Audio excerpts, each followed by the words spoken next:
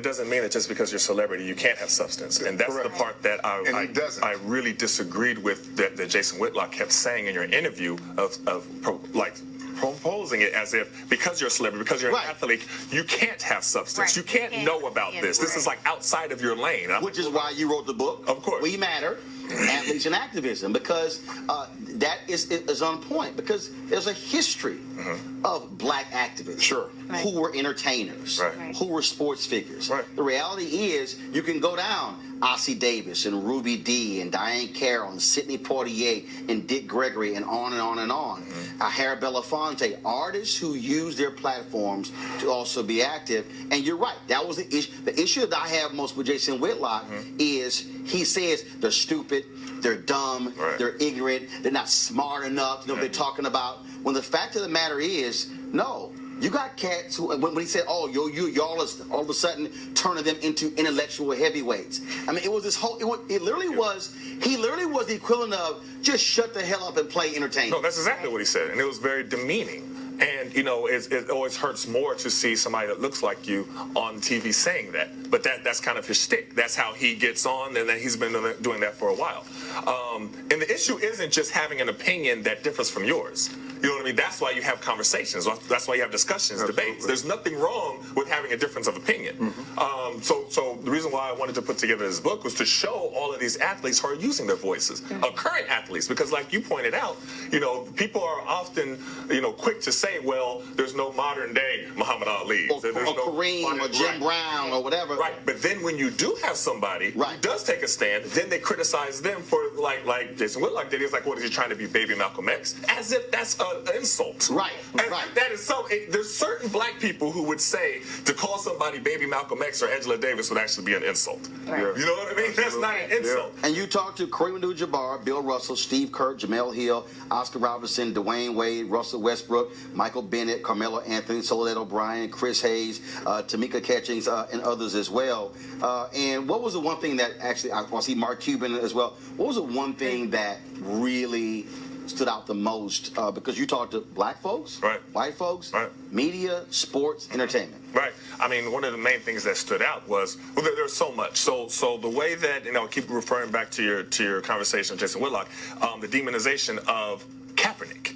And the belittling of Kaepernick and the meaning of Kaepernick, like he had no idea what he was talking about. He had no, you know, and he kept saying, you know, I've spoken to different people, and you know, they said this and this about Kaepernick, and he has like identity issues and all these things, trying to kind of kill the messenger because you disagree with the message. Well, I interviewed some of Kaepernick's teammates. I interviewed Eric Reid. I interviewed Torrey Smith, who was a teammate at the time. I interviewed Dr. Harry Edwards, and we know the history of Dr. Harry Edwards, but he was also his mentor on the team. And he's specifically telling why Kaepernick was taking a knee. And when you hear Eric Reid talking about how it hurt him to watch killing after killing happen, you know what I mean, and nothing being done. And that's what I wanted to do with the book, because you know this person took a knee, this person didn't like this person wore a t-shirt. Now I'm going to go deeper into why they wore the I Can't Breathe t-shirt. And allow them to explain it, which a lot of media folks would not do, to listen to what they had to say. You talked about Eric Reid, of course, on Monday, actually it was a Sunday, after the game. Some media asked Eric Reid his whole back and forth with Malcolm Jenkins. I can't wait to get y'all thoughts on this. And so this was the interview that took place after the game, where Eric Reid explained a week after his fight with Malcolm Jenkins why he called Malcolm Jenkins of the Philadelphia Eagles a sellout. Listen. I can get some more clarity to why I believe he's a sellout if y'all got a minute to hear a story. Sure. Y'all remember that players' owners meeting in New York City? So we were brought in under the premise that the NFL wanted to use their resources to help the black community. We established within the first 5 minutes of that meeting that we weren't there to negotiate an end to the protest. After about an hour and a half of talking, Bob McNair says, I think the elephant in the room is this protesting. Terry Pagula follows up with, yeah, I've already lost 2 sponsors from my hockey team. We need to put a Band-Aid on this, and we need a black figurehead to do it. It's the Eagles owner's name. Lori says, we can do more for the black community than you can ever imagine with our resources. Bob McNair then says, yeah, just make sure you tell your comrades to stop that protesting business. So we leave that meeting. We reestablish internally the people that are involved with the Players Coalition that we weren't negotiating and into the protest. The NFL said they wanted to use its resources to help the black community, so I was fine with giving my opinion on how they could do that. That changed the last week of November when Malcolm called me on the phone and asked if the NFL made a donation to the Players Coalition, would that be enough for me to stop protesting? He said that they were willing to do $5 million. And I told him, no, we've already established for the 2 times prior to this that we weren't negotiating and into the process. He then asked me, well, how much would it take? So I ended that conversation. I reported back to the other players what he said to me. And at that point, we removed ourselves from the Players Coalition. That weekend, Malcolm stopped protesting. He said that it was time for everybody to stop protesting. He didn't protest the rest of the year. The following May, the NFL and the Players Coalition finalized and announced their deal. And within 24 hours of that, the NFL changed the policy on the national anthem, requiring everybody to stand. So those series of events are not a coincidence. The NFL used him to change the anthem policy to force it into the process to satisfy its sponsors, like Terry Pagula mentioned, and probably also to satisfy the President of the United States. Etan, he said a lot. Laid that thing out. Yeah. He said a lot. He sold out. And you have to understand the passion that he has and what he feels about what he was doing. You know, it's not something that he looked at as an opportunity to further. You know, this is the thing. I interviewed different people from the Players Coalition. I interviewed Anquan Bolden. I have a lot of respect for him. You know, he talked about why he got into activism in the first place. Right. He talked about seeing his cousin being killed by the police and hearing it and talking to him on the phone why his cousin's being killed. Interviewed Eric Reid, and he's talking about why he's passionate. So they both have passions and are pure as far as to why they're doing this. I think they have different views of how to handle the NFL wanting to insert themselves and react to the protests. Which, let me say this right now, is no different than when SNCC differed with MLK, who differed with the NAACP, who differed from CORE, who differed from others. What they did was they got in a room, they sorted those issues out and said, how then do we move forward? The thing that was interesting here, Spencer, was when Eric began to break down how the NFL would say, oh, no. In order for this to happen, we're going to limit how much each player gives. He's like, wait a minute, hold up. How are you going to limit me to $5,000 if I want to give $25,000? And so it was as if the NFL was like, no. If you want this money, that all these different strings and restrictions where they, in essence, were determining. It's kind of the puppeteer type of thing, still in control. And, you know, these brothers still stepped up to the plate and said, hey, we're going to do our thing and we want some real freedom. We're not just kind of being the marionette. And I think, Teresa, when you listen to Eric Reid lay this out, and we have not heard Malcolm Jenkins come out to dispute any of what Eric Reid said. He hasn't said, okay, let me correct the record. That's an issue, because when you listen to Eric talk about how they were going to limit this and limit this and this, and we're going to take it from breast cancer and shift it over here, basically they were just playing the little shell game, 3-card money. So in Malcolm Jenkins' defense, he picked and chose a battle he believed at the time he could win.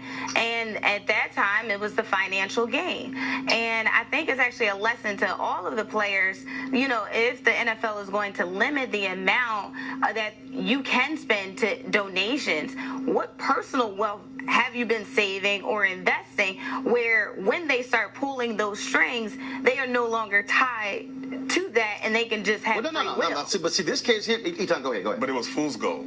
And what they were trying to do, they were going to twist it and use the media to say, see, they wanted us to take away from breast cancer awareness. I guarantee you that's what they would have done. They would have showed, like, everybody's just hearing that that's where it's going to come from. I guarantee you the NFL would have put that out there. They said that they wanted us to divest from some of these other places that everybody is for, you know what I mean, to be able to and make the NFL look like they were so, you know, trying to work with them. And so basically, if somebody came in here and they said, okay, Roland, I'm a match, a gift on how much your panelists give. Okay, and if so, it's 5 of us. So we say, okay, fine, we're gonna give 50 grand. And I say I'm gonna give 25 of that 50 grand, and then y'all make up the rest. Outside person said, no, Roland, you can't give 25. You can only give 75. The rest got to come from everybody else, which is ridiculous.